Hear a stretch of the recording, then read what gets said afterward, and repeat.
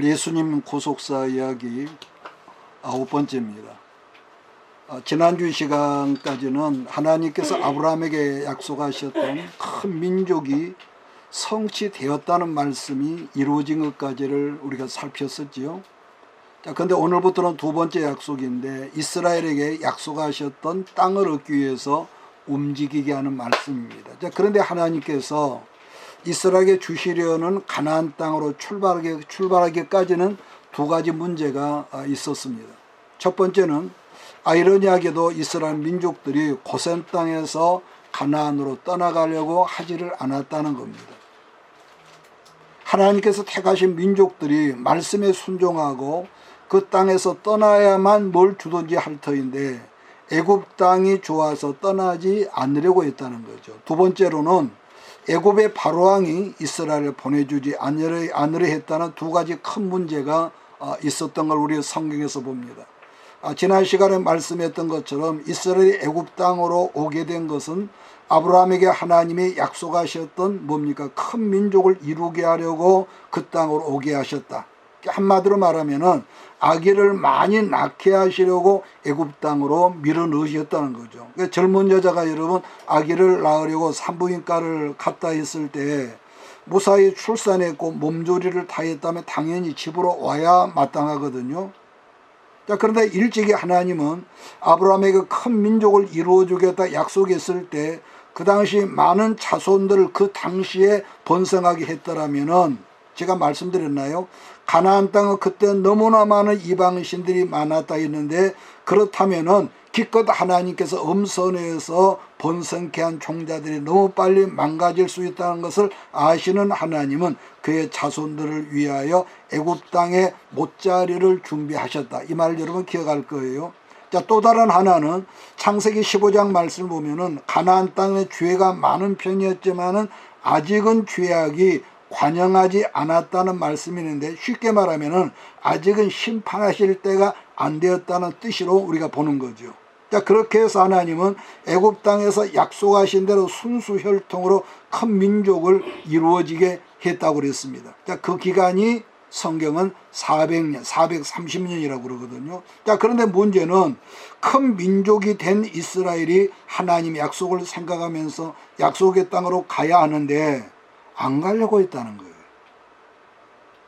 그러면 이게 무슨 말이냐면은 이스라엘 민족이 이방 땅에서 400여 년을 살면서 사명감으로 뭉쳐서 있는 게 아니라 구별된 땅 고센 땅에서 살긴 했지만은 거의 지금 애굽 사람화 되었다는 거죠.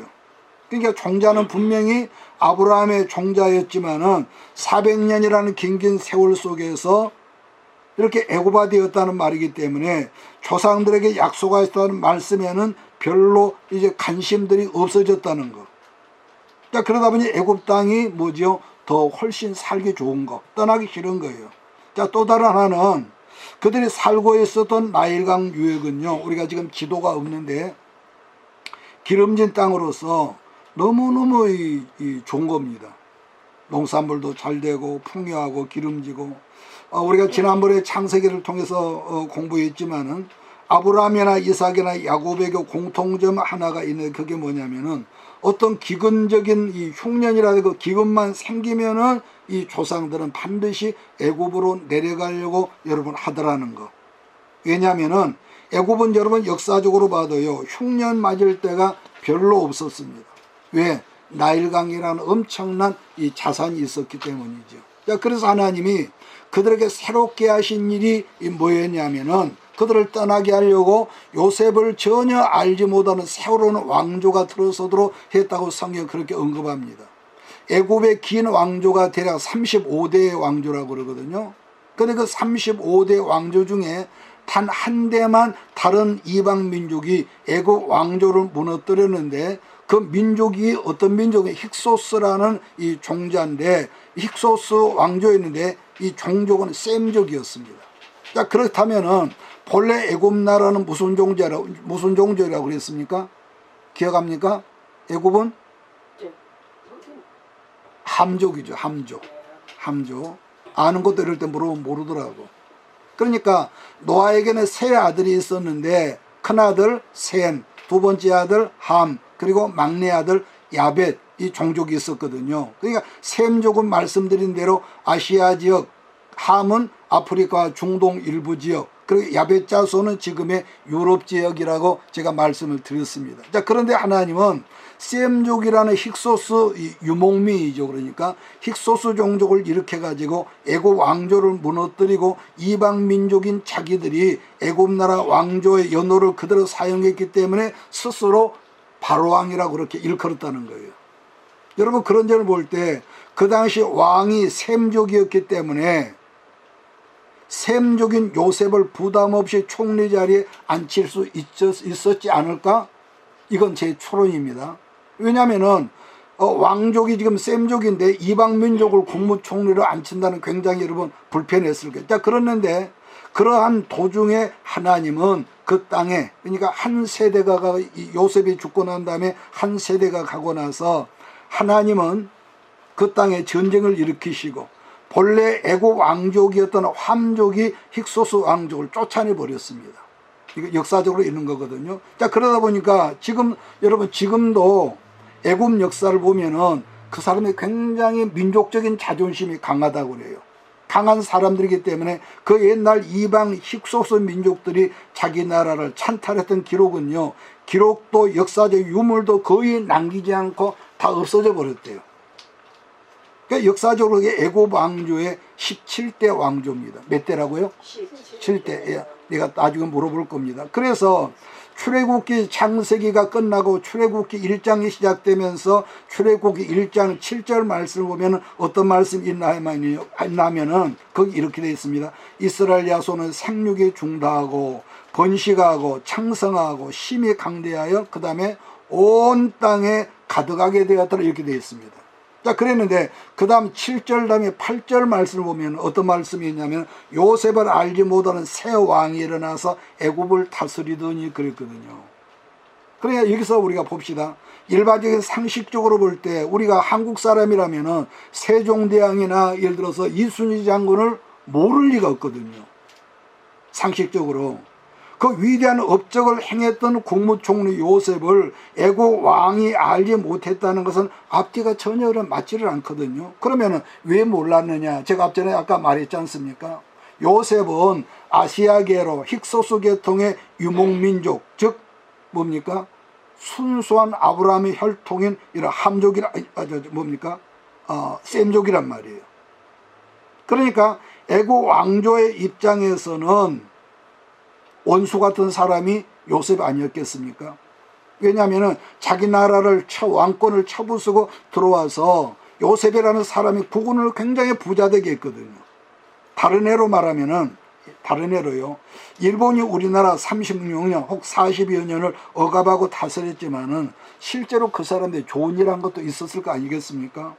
여러분, 제가 한번 정읍에서 백양서로 올라가는 그 길을 가는데 그게 콘크리트 길이라. 근데 100년 전에 그 콘크리트로 일본 사람들이 만들었는데요, 지금도 여러분 끄떡없이 그 길을 여러분 사용하거든요. 물론 하나의 예의겠지만은 일본 사람들이 우리를 다스릴 때 좋은 일 한 것도 많았겠지만 우리들이 어렸을 때 배우고 민족적인 감정으로 일본 사람 하면은요 벌써 기분부터 나쁜 겁니다.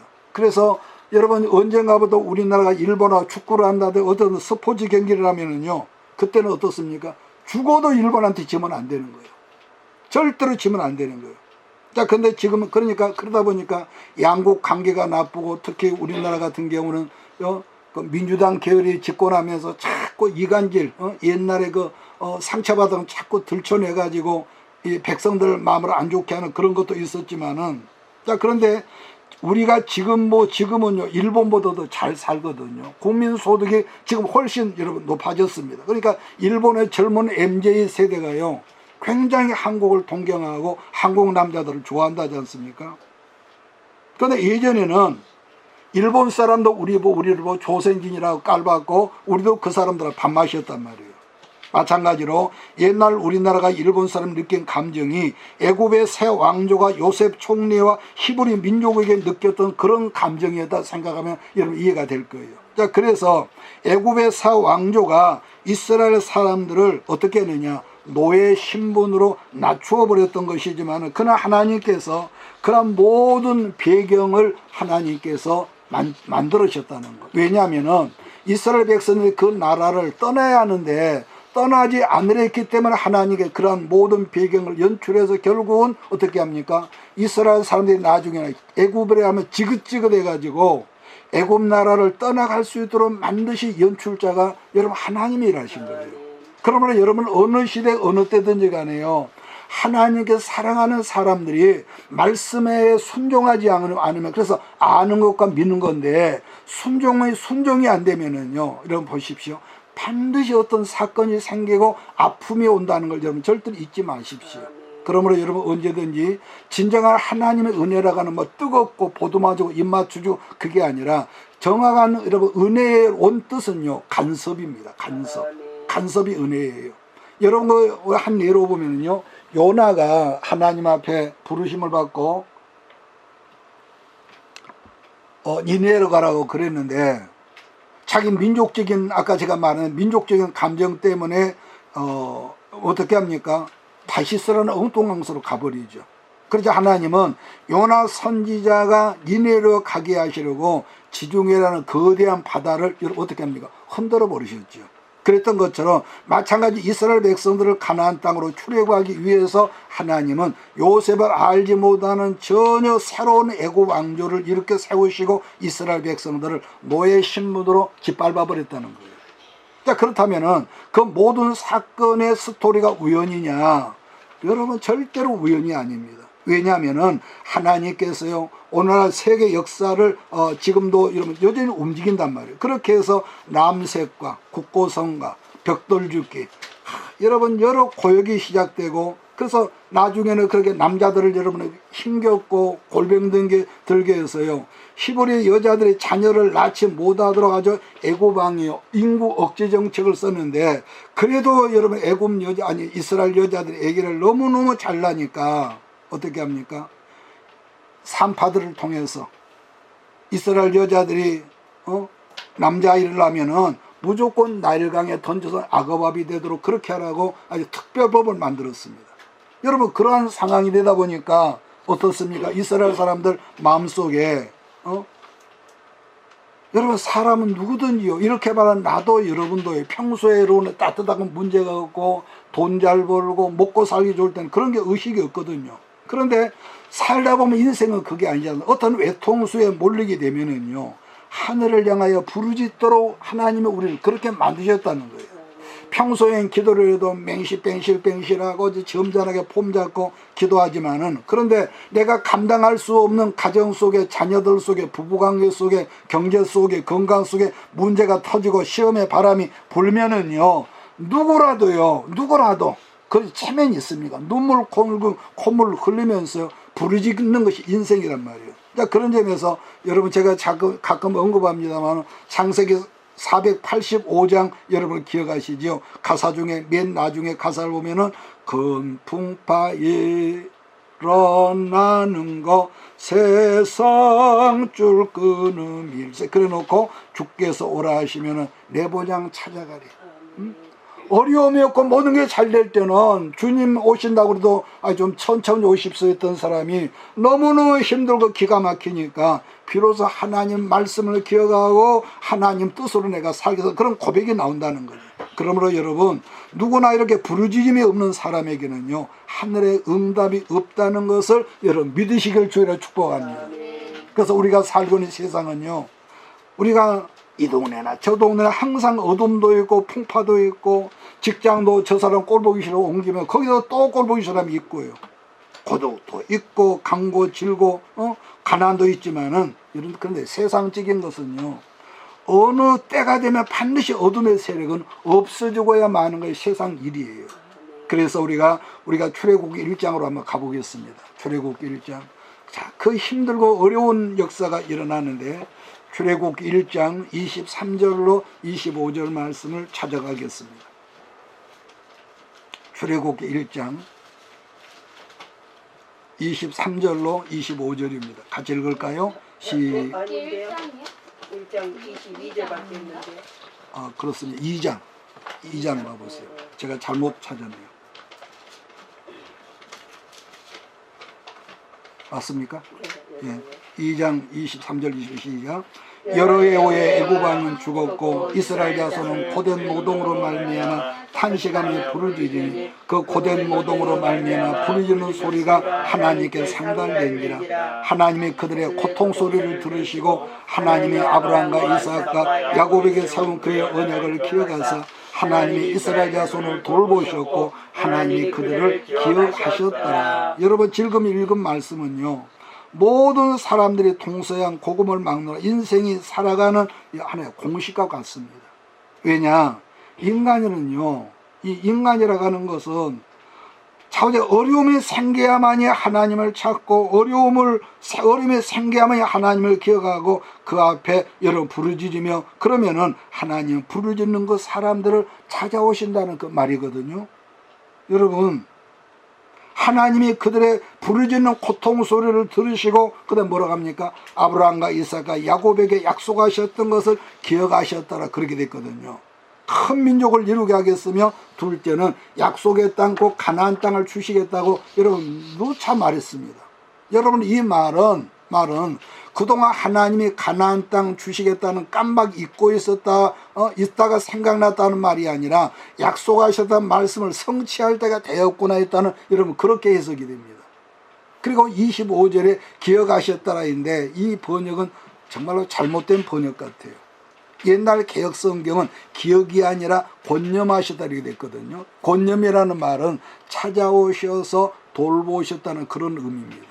자, 그러면은 돌보셨다는 말이 뭘로 나타나냐면은 그동안은 이스라엘 애굽 땅을 떠나지 않으려고 고집했지만은 왕조가 바뀌면서 그 문제가 해결됐다고 했지 않습니까? 그런데 두 번째 문제는 이스라엘이 이스라엘이 어떻게 합니까? 어려움 속에 시험 속에 있다 보니까 하나님 이제는 가라면 가고 우리가 멈추라 멈추겠어 이런 단계까지 왔단 말이에요. 그랬는데 이제는 어떤 문제가 또 남아있느냐? 바로왕이 이스라엘을 보내주지 않으려고 지금 고집을 피운단 말이에요. 그래서 하나님은 출애굽기 3장부터 이스라엘 인도할 지도자 모세를 불꽃 가운데 나타나셔서 모세를 부르지 않습니까? 모세는 바로의 궁에서 40년을 살면서 여러분 애굽 나라의 모든 학술과 문무를 전쟁을 어떻게 일해야 하는지를 모든 걸 여러분 배웠단 말이에요. 그래서 모세를 부르셨지만은 처음에는 모세가 안 가려고 하니까 하나님 모세를 여러분 죽이려고 했거든요. 그런 우여곡절 가운데서 겨우 순종하고 애굽의 바로왕에게 갔지만은 이번에는 바로왕이 이스라엘 백성의 출애굽에 대해서 말도 꺼내지 못하게 했습니다. 또 한 가지는 바로는 그 당시에 여러분 신이었거든요. 왜냐하면은 바로 스스로가 자기는 태양신의 아들이라고 그랬습니다. 그러니까 세계 최강의 나라를 통치하는 신이었던 바로가 한다는 말이 너희 같은 이스라엘 노예 신이 여호와단 말이에요. 쉽게 말하면 여호와가 누구냐? 나는 여호와라는 신을 알지 못한다고 바로가 비웃더란 말이에요. 그처럼 시건방을 떨고 있으니까 하나님께서 이스라엘 백성들을 출애굽시킬 수밖에 없도록 어떻게 합니까? 점점 이런 환란의 매를 강도를 더하시는 우리가 그 10가지 재앙을 보지 않습니까? 1부터 4까지 재앙은 애굽 나라 사람들을 뭐라고 할까? 괴롭히는 재앙입니다. 나일강에 피가 되지요. 그 다음에 개구리가 있지요. 그 다음에 이스라엘 모든 사람들 속에 이가 기어다니지요. 그 다음에 파리. 이 파리는 그냥 파리가 아니에요. 여러분 그 시골에 가면 쇠파리가 있습니다. 사람이나 짐승의 피를 빠는 그런 이 쇠파리. 이게 바로가 자 그렇게 4가지를 괴롭히는 재앙을 했는데도 말씀에 불순종하니까 애굽 나라 모든 사람들의 삶 가운데 괴롭힘을 주셨다는 건데 첫 번에 나일강 물이 여러분 그렇게 되니까 가나안과 궁핍이 왔고 강물을 마실 수 없으니까 물을 찾기 위해서 땅을 파는 수고를 했습니다. 그러나 그런 괴롭힘을 당했다고 사람이 죽거나 여러분 하지 않고 그냥 괴롭힘만 줬다는 거예요. 자, 그 다음으로 괴롭히는 것은 악질인데 요즘으로 하면 뭐라고 할까요? 가축 전염병을 주었는데 요즘으로 하면 뭐 가축에만 걸리는 콜레라 같은 거 뭐 그런 거. 그 다음으로 독종이라고 그러는데 아마 이 독종은요 제가 짐작하는데 욥이 걸렸던 악성 피부병이 아니었을까 생각되는데 이 피부가 문둥병처럼 짓물러지고 터지고 고열이 나는 그야말로 무서운 질병이 여러분 독종이거든요. 자, 그 다음에 7번째 병이 뭐냐? 우박이었습니다. 그런데 이 우박은요 우박만 내린 것이 아니라 불이 섞여진 상태로 내렸기 때문에 우박이 내리면서 여러분 불과 함께 더불어서 애굽 땅에 나와 있는 모든 식물들을 여러분 쳐부수고 불로 태워버렸다고 그랬습니다. 그러면 7번째부터는요, 애굽 사람의 모든 소유물이나 재산을 하나님께 직접적으로 여러분 치셨고, 그 다음에 8번째가 뭐냐면 메뚜기거든요. 우박과 불에 없어지지 않은 모든 것들을 다 메뚜기가요 새롭게나 우물 갉아먹었다는 거. 그러니까 보세요, 하나님 말씀에 계속 애굽 왕과 사람이 불순종하니까 하나님께서 애굽 사람의 모든 재산, 재물을 치심으로 애굽 나라를 뭐라 할까, 한마디로 걸뱅이 나라로 만들어 버렸다는 거죠. 그러니까 그 당시 요셉은 이미 죽었지 않습니까? 그러나 하나님은 요셉 한 사람을 통해서 흉년 때 주변 나라들의 모든 돈을 끌어모아다가 애굽에 여러분 쌓아뒀기 때문에 아마 오늘날 미국보다 더 강대한 그런 부자 나라였다고 그래요. 그러니까 그런 부자 나라를 하나님의 여러분 매를 드시니까 애굽 나라에 주셨던 모든 부여가 한순간에 그 재물들이 없어졌다는 그런 의미거든요. 그렇기 때문에 인생에게요, 모든 걸 주신 이도 하나님이시고 가져간 이시도 하나님이라 욥의 신앙 고백이 그때 애굽 나라에 임했다는 말씀이 이렇게 연결이 되더라는 거죠. 자, 그 다음에 9번째는 사람의 생명을 직접 위협해서 생명을 가져가시는 위험한 이 흑암재앙이었습니다. 여러분, 흑암재앙은요, 여러분 우리가 성경에 3일 동안 햇빛이 없는 그야말로 암흑천지 세상인데, 여러분 지금도 말 들어보니 화산 폭발이 해가지고 햇빛이 가려지면은요 어떤 현상이 생기냐 하면은 여러분 날이 굉장히 추워진답니다. 완전히 깜깜해지니까. 그러니까 예나 지금도 이집트라는 애굽은 아프리카 대륙의 맨 이쪽 지역이거든요. 무슨 말이냐면은 극심한 열대 지역은 아니지만은 그래도 많이 더운 지역이 이집트란 말이에요. 아프리카니까. 그런데 여러분 그 더운 지방, 여러분 이런 지방의 특징이 뭐냐면은 집을 짓고 살기는 사는 우리나라처럼 여러분 단열을 하지 않고 대충 짓는다는 거예요. 여러분 우리나라 집집 내보니까 단열재를 2중, 3중으로 넣었지만은 그런 나라는 그야말로 대충 짓는다는 거. 왜냐하면은 1년 내내 정도가 25도에서 30도 정도니까. 자, 그런 환경이 있는데 갑자기 흑암재앙으로 햇빛이 없어지니까 캄캄한 거 둘째치고 사람들이 추위에 죽는 겁니다. 그 다음에 10번째가 무슨 재앙입니까? 애굽 땅에는 모든 집안의 장자가 죽는 재앙이었습니다. 자, 그러면은 성경은 하나님의 천사가 애굽 나라 집집마다 뭐가 없는 집마다 재앙으로 장자를 죽였다 하냐면은 대문 설주와 임방에 피가 없는 집마다 재앙의 천사를 보내서 모든 집안의 장자를 죽였다는데, 구체적으로 어떻게 죽였냐 하면은 전염병으로 죽었다. 성경에 전염병으로 죽었다는 말이 있냐? 여러분, 그런데 그래서 우리가 성경을 보면 시편 78편은 이스라엘 역사시라고 그러거든요. 뿐만 아니라 시편 105편도 이스라엘의 역사시라고 그럽니다. 그러면 나중에 집에 가서 시편 78편과 105편을 찾아보면은 왜 그 시편이 역사 시편이라 했는가를 여러분 알 수 있을 거예요. 그러니까 지금 말한 이 시편을 읽어보면은 이스라엘 애굽에서 출애굽했을 그 당시의 일을 대부분 다 이렇게 일목요연하게 기록을 해놨습니다. 자, 그런데 78편 50절을 보면은 하나님께서 애굽인의 장자 곧 함의 자손의 장자를 치실 때에 연병이라는 전염병으로 치셨다, 이렇게 기록이 되어 있습니다. 뿐만 아니라 아모스 4장 10절에도 보면은요 전염병으로 그들을 치셨다. 자, 그렇다면 전염병이란 질병이 우리말로는 연병인데 그 연병이 뭐냐면은요 장티푸스, 우리가 어렸을 때는 장티푸스라 하지 아니고 장질부사라고 그랬습니다. 무서운 전염병이거든요. 목사님이 어렸을 때 제가 가물가물하는 어렸을 때 기억으로 우리 옆마을에 연병이라는 장질부사이가 한 마을에 들어오면은요 온 마을에 여러분 초토화시켰다고 그래요. 그래서 그때 당시에는 그 연병으로 죽는 집들을 불태웠다는 그런 말 제가 기억이 나거든요. 자, 그렇다면 문제는 그런 엄청난 무서운 전염병인데 어떻게 그 집안에 장자만 죽었을까? 이게 이상하지 않습니까? 그래서 하나님께서 그 일을 하셨다, 이렇게 우리가 해석을 한다는 거죠. 자, 그런데 이스라엘 사람들은 같은 땅 애굽 안에 함께 살지 않았습니까? 그런데도 이스라엘 사람들은 사람은 물론이지만 강아지 한 마리도 아무런 재앙이 임하지 않았다고 성경은 분명히 그 당시를 말씀합니다. 9번째 재앙은 아까 말한 대로 모든 사람의 생명에 위험을 주는 경고였다면 10번째 재앙은 실질적으로 생명을 치셨다는 말이거든요. 자, 그렇게 되니까 여러분 세계 2차 대전 때 일본 나라 왕이 무조건 항복했던 것처럼 여러분 애굽 나라 모든 장자를 치니까 그 일로 애굽의 바로왕이 모든 이스라엘 백성은 무조건 애굽 땅을 떠나라고 이렇게 엄명을 내렸던 거죠. 왜? 이스라엘을 보내지 않으면은 애굽 사람이 자칫 다 죽을 것 같은 공포심 때문에 애굽 바로왕이 항복을 했다는 거. 자, 그랬을 때 이스라엘이 황변을 하기를 지금까지 우리를 너희들이 공짜로 부려먹었는데 보상금을 주라 그랬단 말이에요. 보상금. 여러분 애굽 나라 모든 백성들이 이스라엘 민족이 구하는 모든 은금 보물을 다 내놓았다고 성경은 말씀하거든요. 여러분 지금도 이쪽 나라와 저쪽 나라가 전쟁을 하지만은 그 전쟁에 진 나라가 전쟁 피해 보상금을 물어주도록 그렇게 국제법이 되어 있습니다. 2차 대전도 그렇고 1차 대전도 그렇고. 그러니까 덴마크 같은 나라나 네덜란드 같은 나라가 그 하나 예입니다. 덴마크도 굉장히 넓은 땅이었는데 전쟁에 한 번 지고 두 번 지다 보니 그 넓은 땅을 다 독일에 뺏기고 스웨덴에 뺏기고 그랬거든요.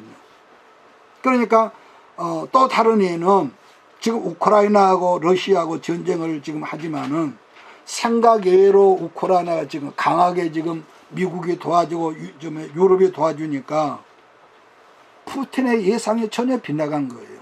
자, 그래도 얼른 전쟁을 지금 끝내야겠는데 끝내지 못하는 것은 그러면은 자기들이 전쟁을 일으켰지만은 모든 전쟁의 소요에 피해 보상금을 물어주려니까 러시아도 코가 석자인데 전쟁을 끝내자는 말을 공식적으로 푸틴이 못한다는 거예요. 그래서 지금 푸틴이 트럼프에게 바싹 붙어가지고 중간 역할을 해달라고 아부를 떠는 것을 우리 뉴스에서 본단 말이죠. 자, 그런데 그런 일도 그냥 갑자기 된 것이 아니라 이미 500년 전에 하나님께서 아브라함에게 예언하신 그 말 그대로 이루어졌다는 것을 우리가 찾아볼 필요가 있습니다. 창세기 15장 13절 16절입니다.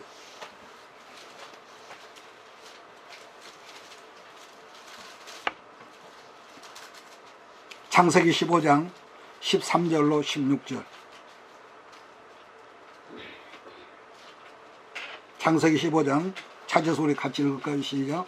여호와께서 아브라함에게 이르시되 너는 반드시 알라 네 자손이 이방에서 개게 되어 그들을 섬기겠고 그들은 400년 동안 네 자손을 괴롭히리니 그들이 섬기는 나라를 내가 징벌할지며 그 후에 네 자손이 큰 재물을 이끌고 나으리라. 너는 장수하다가 평안히 조상에게로 돌아가 장사될 것이요 네 자손은 4대 만에 이 땅으로 돌아오리니 이는 아모리 족속의 죄악이 아직 가득 차지 아니함이라.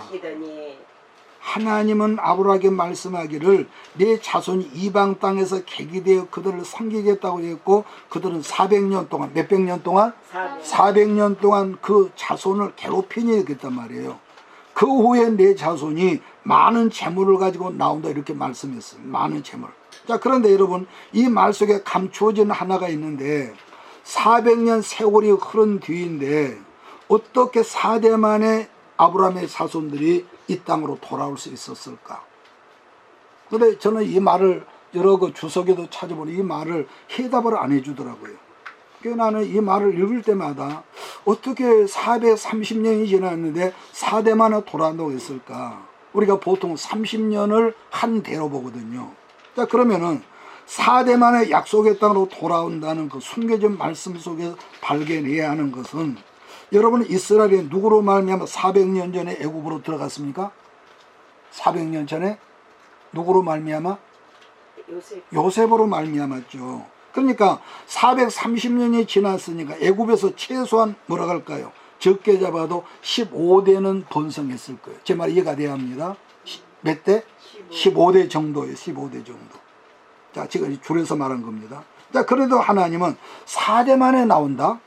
왜 4대만이 그랬을까? 자, 여기서 출애굽기 13장으로 들어갑니다. 출애굽기 13장. 출애굽기 13장 19절. 여러분 우리가 읽은 데는요 꼭 여러분 그 빨간 볼펜이나 사인펜 안 봅니까? 그걸 좀 하십시오. 13장 19절. 창세기요? 예, 출애굽기. 출애굽기 13장 19절. 그렇게 여러분 그 언더라인을 해놓으면 나중에 성경을 이해하기 굉장히 중요합니다. 자, 같이 읽을까요? 모세가 요셉의 유고를 가졌으니 이는 이스라엘 자손으로 단단히 맹세하여 이르기를 하나님이 반드시 너희를 찾아오시리니 너희는 내 유고를 여기서 가지고 나가라 하였습니다.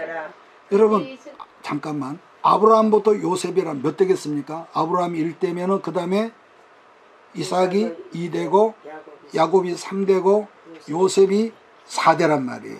그러니까 아브라함, 이삭, 야곱 그리고 이스라엘 장자 신분을 얻었던 원칙은 루벤이 장자였거든요. 그 다음에 유다는 여러분 그 메시아가 오는 여러분 주자로서 그가 큰일이 했던 사람이지만은 실질적으로 상속자는요 11번째 아들 요셉이었기 때문에 요셉을 장자로 세우신 그 효과가 뭡니까? 큰아들 므낫세, 작은아들 에브론 두 지파를 여러분 요셉을 빼버리고 한 지파를 더 줬잖아요. 장제 지파를. 그러니까 출애굽할 때 요셉의 해골을 모세가 가지고 나왔다고 그랬는데 하나님께 왜 4대라고 했는지는 모르지만은 400년 만에 요셉의 해골을 가지고 출애굽할 때 맨 먼저 앞장서서 4대 만에 출애굽할 것이라는 말씀을 이렇게 해석할 방법 외에는요 4대라고 해석이 안 돼요. 제가 제 말한 취지가 이해가 되길 바랍니다. 그러니까 또 한 가지는 아브라함에게 말씀할 때에 내 후손들이 그 땅에서 나올 때 큰 재물을 가지고 나올 것이라고 말씀했는데 그 엄청난 재물을 어떻게 훗날 사용했냐면은 훗날 그들이 하나님의 성막을 세울 때 그 많은 재물을 전부 다 거기 썼습니다. 왜냐하면은 하나님의 성소와 지성소의 여러분 성물들을 완전히 황금으로 도배를 했고 금으로만 만들었단 말을 여러분 기억하시지요. 그 성막 작업을 했던 올리아가 부살렐이 백성들의 너무 많은 은금 피물을 가지고 오니까 모세에게 부탁하기를 아이고 모세님 그만 좀 가지고 오십시오 하고 이 부탁할 정도로 막 백성들이 가지고 왔다고 그랬거든요. 자, 오늘 여러분에게도요 어떤 정해진 때가 되면 분명히 하나님께서 재물을 얻을 능력을 여러분에게 주실 걸 나는 믿습니다. 하나님 분명한 때가 있거든요. 때. 왜? 약속하셨습니까? 그러나 하나님께서 여러분과 우리 모두에 재물을 부어주셨을 때 반드시 재물을 부어주시는 이유가 있다는 것도 잊지 말라는 거예요. 왜냐? 하나님이 남보다 많이 주셨으면요 그건 사명이거든요. 왜냐하면 또 하나 이스라엘이 하나님께 드렸더니 하나님은 더 많은 걸 주셨는데 그 말씀이 신명기 6장을 보면 이런 말씀인데 제가 말씀을 보고 오늘 말씀 끝내겠습니다. 신명기 6장 10절 네 하나님 여호와께서 네 열조 아브라함과 이삭과 야곱을 향하여 네게 주리라 맹세하신 땅으로 너로 들어가게 하시고 네가 건축하지 아니한 크고 아름다운 성읍을 얻게 하시며 네가 채우지 아니한 아름다운 물건이 가득한 집을 얻게 하시며 네가 파지 않은 우물을 얻게 하시며 네가 심지 아니한 포도원과 감람나무를 얻게 하사 너로 배불리 먹게 하신다 이 말씀을 했습니다. 그랬는데 한마디로 모든 걸 다 누리게 하겠다는 말씀하셨는데 그런 점에서 본다면은요 우리들이 하나님께 받은 모든 복은요 공짜가 없다. 뭐가 없다? 공짜가 없다는 것은 언젠가 여러분들과 우리 모두가 주의 이름으로 힘없기 때문이라는 점인데 그게 바로 예수님 말씀하신 것처럼 30배, 60배, 100배 여러분 결실의 열매를 주라. 그래서 누가복음 6장 38절에 주라. 그리하면 흔들어 넘치도록 차고 넘치도록 내가 도로 안겨준다 그랬거든요. 그래서 뭐가 해결이 되냐면은 애굽을 나가지 않으려고 한 것이 해결이 되었고 바로가 이스라엘 민족을 안 보내려고 했던 문제가 이렇게 해결이 되었습니다. 이제 하나님께서 모든 문제를 다 해결했습니다. 자 그런데 출입 말씀에 순종해서 나가는 또다시 큰 이 절벽의 문제가 생겼습니다. 그러면은 왜 하나님께서 모든 얽매의 문제를 해결해 주셨는데 왜 또다시 막히는 문제가 생겼냐면은 지금 함께 읽어야 할 말씀들이요 앞으로 이 구속사를 풀어나가는데 굉장히 중요한 말씀이 되기 때문에 오늘 함께 여기만 읽고 오늘 말씀을 끝내겠습니다. 출애굽기 13장까지는 찾았지요. 17절입니다. 17절 출애굽기 13장 17절 자, 같이 읽을까요? 바로가 백성을 보낸 후에 블레 사람의 땅의 길은 가까울지라도 하나님이 그들을 그 길로 인도하지 아니하셨으니 이는 하나님이 말씀하기를 이 백성이 전쟁을 하게 되면 마음을 돌이켜 애굽으로 돌아갈까 하셨습니다. 여러분 본문에서 발견한 말씀 중에 바로가 백성을 보낸 후에 블레셋 사람의 땅의 길은 가까울지라도 있는데, 여러분 가까울 뿐만 아니라요, 뭐냐, 블레셋 지경으로 하면 굉장히 길이 편한 길이었죠. 다르게 말하면 쉽고 빠른 길이었다는 말인데, 그런데도 하나님 이스라엘을 쉽고 빠른 길로 인도하지 않으셨다는 말인데, 그 이유를 보면은 하나님이 그들의 마음을 아셨기 때문인데, 왜냐, 블레셋 사람과 전쟁이 생기면은 애굽으로 돌아갈까 하나님이 염려하셔서 그렇게 했다는 거. 자, 그래서 그들을 홍해에, 여러분 우리가 지도가 없지만은 홍해 광야길로 인도하셨다는 거. 여러분 말씀을 끝내기 전에 여기만 제가 보겠는데요, 사사기 성경을 보면은 삼손의 이야기를 하면서 가사란 지명이 등장한 기억합니까? 가사. 그러니까 가사란 지역이 지금의 어디냐? 팔레스타인 가자지구입니다. 어디라고요? 가자지구, 팔레스타인 가자지구. 그러니까 히브리 민족이 지중해 바닷길을 가면은 반드시 블레셋 땅을 지나야 했는데, 문제는 이스라엘은 그 당시 청동기를 사용했을 때인데, 이것은 여러분 역사적으로 안 겁니다. 청동기를 사용했을 때는 블레셋 사람들은요, 그때 철기 문화권에 들어있었다는 거. 철기 문화권에. 또 다른 하나는 당시 블레셋 나라는 법계 사건으로 여러분 설명한 적이 여러분이 있었지만은 5개 연합국이에요. 5개. 그러니까 나라가 결코 크지도 않은데 5개 나라였다. 그러니까 지금의 유럽처럼 경제적으로 독립국이었습니다. 그러다 보니까 가사는 가사왕이 다스렸고, 아스도니나 또 가드나 또 어디입니까? 에글론 같은 지역은 각각의 왕들이 다 다스렸죠. 그런데 문제는 뭐냐, 전쟁이 딱 생기면은 5나라 중에 한 나라의 왕에게 모든 이 통치권을 전쟁의 통치 넘겨주면서 나머지 4개 나라는 신하나라가 여러분 되게 했는데, 그걸 어떻게 정해? 제비를 뽑아서 이번 전쟁은 당신이 맡으시오, 그랬다는 거예요. 따라서 블레셋은 덩치는 역사적으로 보면 지금도 그렇지만 덩치는 별로 크지 않는 나라였지만, 그러니까 사사시대였든지 사울왕 때였든지 다윗 왕의 통치자가 되기까지는요, 항상 옆구리 밑에, 아니 손톱 밑에 가시처럼요, 이스라엘 힘들게 괴롭게 했던 강력한 나라가요, 여러분 블레셋이었습니다. 그러나 이스라엘 역대기를 보거나 선지서를 보면은 한 가지 공통점이 있는데 뭐냐, 어느 때였든지 간에 하나님의 택하신 이스라엘 민족이 하나님 말씀 앞에 바로 서지 못하면은 모든 게 우선 보기는 편안했지만은 바르게 그들이 지도자보다 백성들이 왕이나 서 있지는 못하면은 어떤 역사가 있습니까? 이스라엘 하나님 직접 때리신 것이 아니라 이스라엘 주변 나라 속에 문제를 일으켜 가지고 이스라엘 침략해 하고 남자들을 죽이게 하고 환란을 줬다는 거예요. 그러니까 맞을 짓은 이스라엘이지만, 그런 하나님은 반드시 그들을 때는 회초리는 주변 나라를 사용하시다는 것은 오늘날도 똑같습니다. 부모가 깨닫지를 못하면 자식으로 하여금 문제가 생기게 하고요. 이건 똑같습니다. 그래서 우리는 항상 우리가 자지 말고 영적으로 깨어서 근신하며 말씀을 들을 때, 오늘 뭐 말씀이 좋았다 안 좋았다 이 개념을 떠나서 이 말씀이 여러분의 말씀으로 받아들이고 그 말씀을 또 우리가 되새김하면서 우리가 한 주간을 살아갈 때에 시험이 오다가도 여러분의 마음 상태에 따라서 한 길로 왔다 7길로 쫓겨가는 역사가 일어남을 믿습니다. 아멘. 기도하겠습니다. 이것이 행복이라고 세상은 알 수 없는 하나님 선물, 이것이 행복이라오.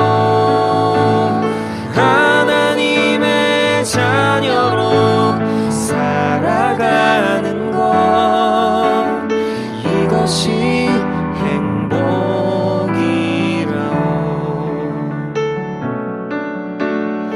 이것이 행복이라오.